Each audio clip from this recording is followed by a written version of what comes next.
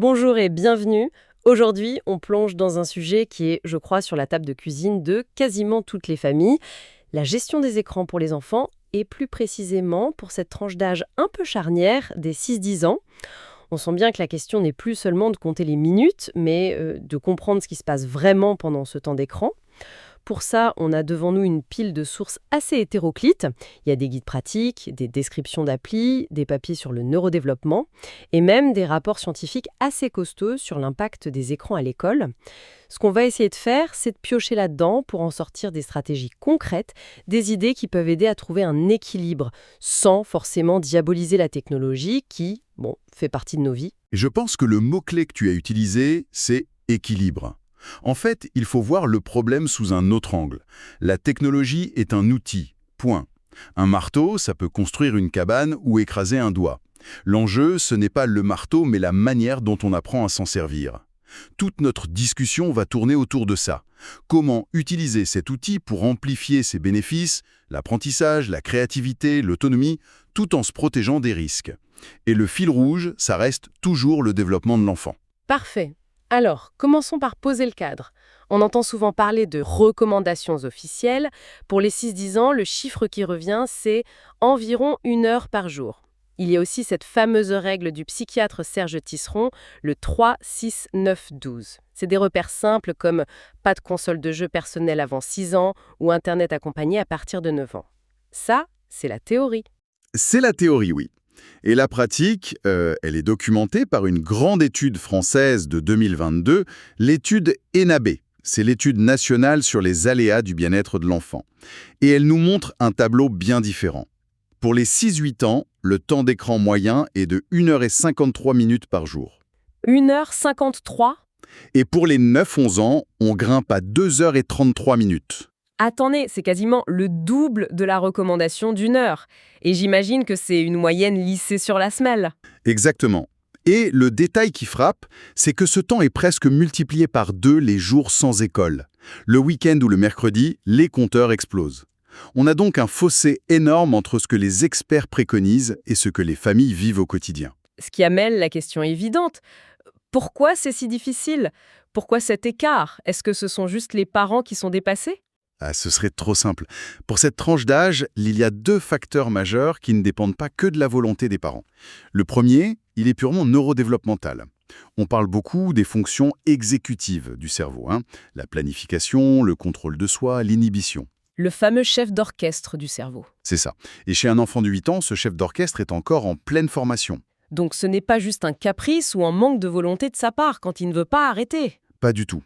Il peut comprendre intellectuellement la consigne, dans 5 minutes tu arrêtes, mais au moment de passer à l'acte, son cerveau, face à une stimulation aussi intense qu'un jeu vidéo, n'a tout simplement pas encore la maturité pour appliquer la consigne. C'est une vraie lutte interne. D'accord. Et le deuxième facteur ? Le deuxième est social. Dans la cour de récré, ça ne parle plus de billes, ça parle de Fortnite, de la dernière vidéo de Michou. L'enfant qui n'a pas accès à ça est déconnecté des codes et des conversations de son groupe. Il peut se sentir socialement exclu, et cette pression est extrêmement forte à cet âge. C'est justement pour sortir de ce piège du « combien de temps » qu'il faut absolument introduire une distinction. Et c'est peut-être l'idée la plus importante de notre discussion. La différence entre un temps d'écran passif et un temps d'écran actif ou interactif. D'accord, on entend beaucoup parler de ça, écran actif, mais pour être honnête, ça reste un concept assez flou. J'ai parfois l'impression que c'est une excuse que les parents se donnent pour justifier le temps de jeu. Comment on fait vraiment la différence ? C'est une excellente question. Alors, la ligne de partage, c'est l'engagement cognitif de l'enfant. Est-ce qu'il est juste un réceptacle passif, comme quand il enchaîne des vidéos sur YouTube, ou est-ce que son cerveau est en train de travailler ? Dans un usage actif, il réfléchit, il crée, il résout un problème, il élabore une stratégie, parfois même il bouge. D'accord. Et les sources qu'on a sont pleines d'exemples très concrets. Il y a d'abord les apprentissages ciblés. Par exemple, l'application Axemat, qui a été validée scientifiquement pour aider les enfants à mieux comprendre les nombres. Ou le programme ELA, pour l'apprentissage précoce des langues. Ça, c'est pour le côté purement scolaire, on va dire.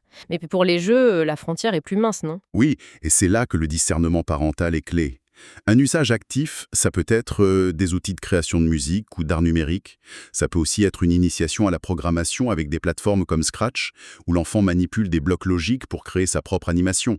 Attendez, du codage pour un enfant de 8 ans ? Ça semble super complexe. En fait, pas du tout. C'est de la programmation par bloc visuel. C'est comme jouer avec des Lego numériques. L'enfant emboîte des briques de commande, avancer, tourner, dire bonjour, pour voir un résultat immédiat. C'est très intuitif et ça développe la pensée logique sans qu'il s'en rende compte. Ah oui, je vois. Et puis bien sûr, il y a les jeux de qualité. On pense aux jeux de réflexion ou aux jeux de type bac à sable comme Minecraft en mode créatif. Ah, Minecraft, le fameux.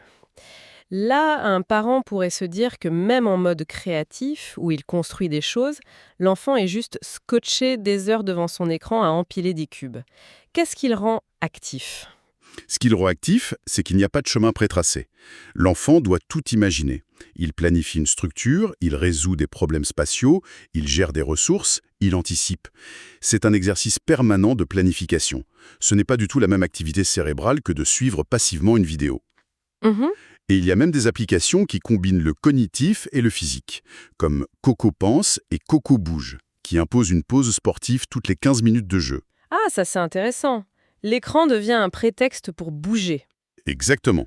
C'est donc vraiment un changement de perspective. Arrêter de regarder sa montre et commencer à regarder ce qui se passe à l'écran et dans la tête de l'enfant. C'est exactement ça. Et cette idée d'un écran qui peut structurer et aider, elle va même beaucoup plus loin que les jeux. L'une des applications les plus contre-intuitives qu'on a trouvées dans nos sources, c'est d'utiliser la technologie pour gérer les routines. Vraiment? Les routines du matin et du soir? C'est le théâtre de tous les conflits dans beaucoup de familles. J'aurais pensé que rajouter une tablette là-dedans, c'était jeter de l'huile sur le feu. C'est ce qu'on pourrait croire. Mais d'un point de vue neurodéveloppemental, c'est très logique. On parlait des fonctions exécutives qui sont encore immatures. Eh bien, une application bien conçue peut servir d'échafaudage. D'échafaudage. Oui, elle décharge la mémoire de travail de l'enfant, plus besoin de se souvenir des 5 étapes dans l'ordre pour se préparer le matin. L'application lui présente la séquence, ce qui lui permet de se concentrer sur une seule tâche à la fois.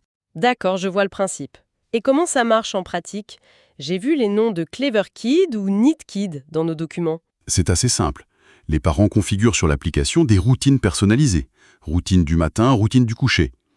Chaque routine est une liste de tâches avec des pictogrammes simples. Se brosser les dents, s'habiller, faire son lit. Et l'enfant interagit avec? Oui, il n'est plus passif face aux ordres répétés des parents. Il devient acteur.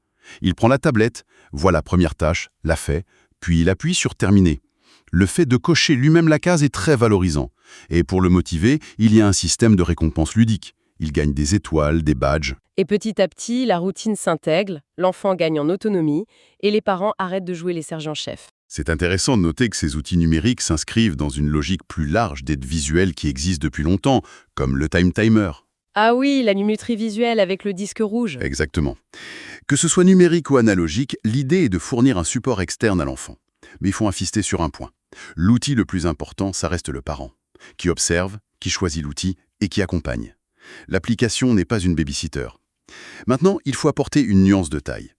Tout ce potentiel peut voler en éclats si le contexte n'est pas le bon. Et le contexte scolaire est particulièrement sensible. On a un rapport très fouillé de l'Institut national de santé publique du Québec, l'INSPQ, qui a compilé des dizaines d'études. Et les conclusions sont assez alarmantes. Ah, j'imagine qu'on va parler de la distraction en classe. C'est le premier point, et il est massif.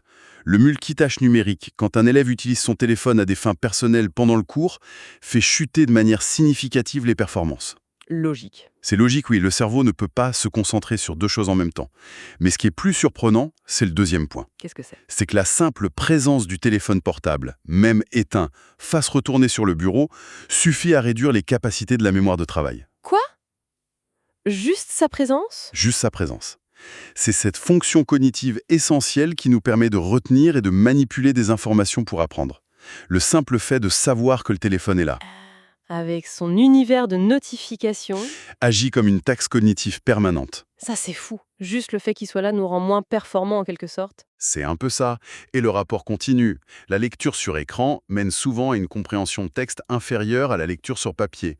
Et la prise de notes sur un clavier n'apporte aucun bénéfice par rapport à la bonne vieille prise de notes manuscrite. Le tableau est quand même assez sombre. Si on additionne tout ça, on a l'impression que le numérique à l'école, c'est surtout une source de distraction et une machine à diminuer l'attention. Faut-il tout interdire? C'est la conclusion qu'on pourrait tirer. Mais ce serait oublier que, là encore, tout dépend de la conception de l'outil. Et pour ça, on a un contre-exemple très puissant dans nos sources, la plateforme Iota.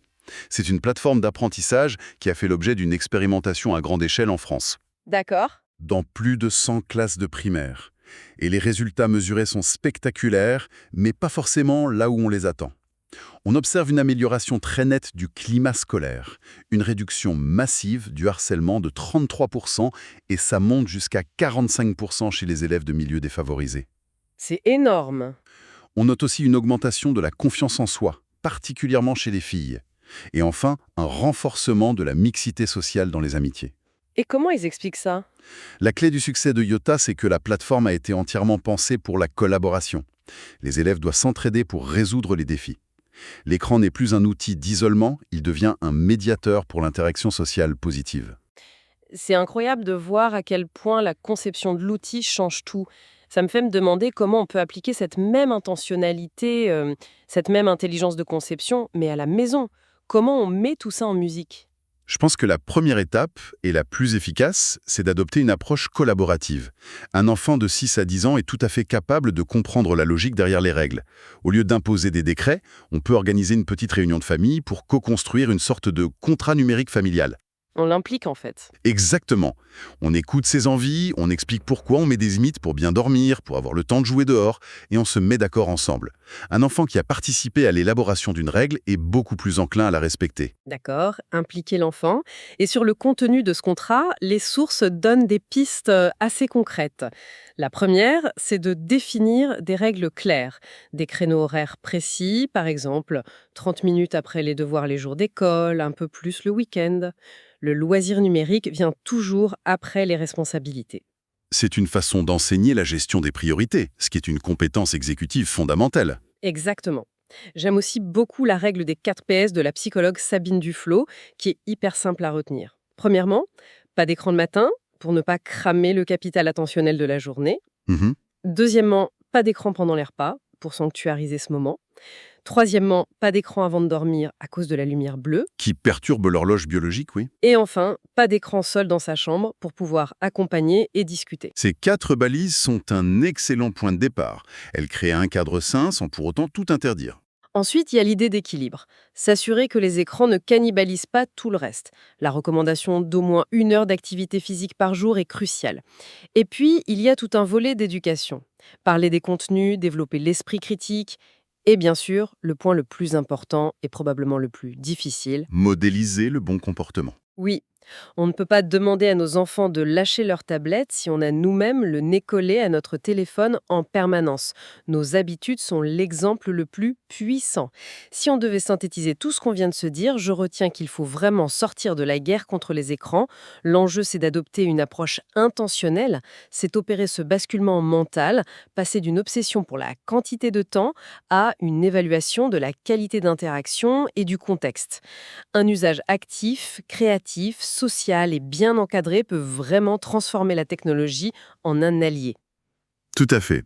Et pour laisser une dernière pensée à méditer, je trouve ça frappant que toutes nos sources se concentrent sur comment utiliser la technologie pour développer des compétences. La logique, la créativité, l'organisation. Oui, c'est vrai. C'est essentiel, mais et si l'une des compétences les plus cruciales à leur enseigner à l'ère numérique, c'était justement l'inverse, la capacité à se déconnecter, la capacité à tolérer l'ennui, à être pleinement présent dans le monde réel, sans stimulation constante.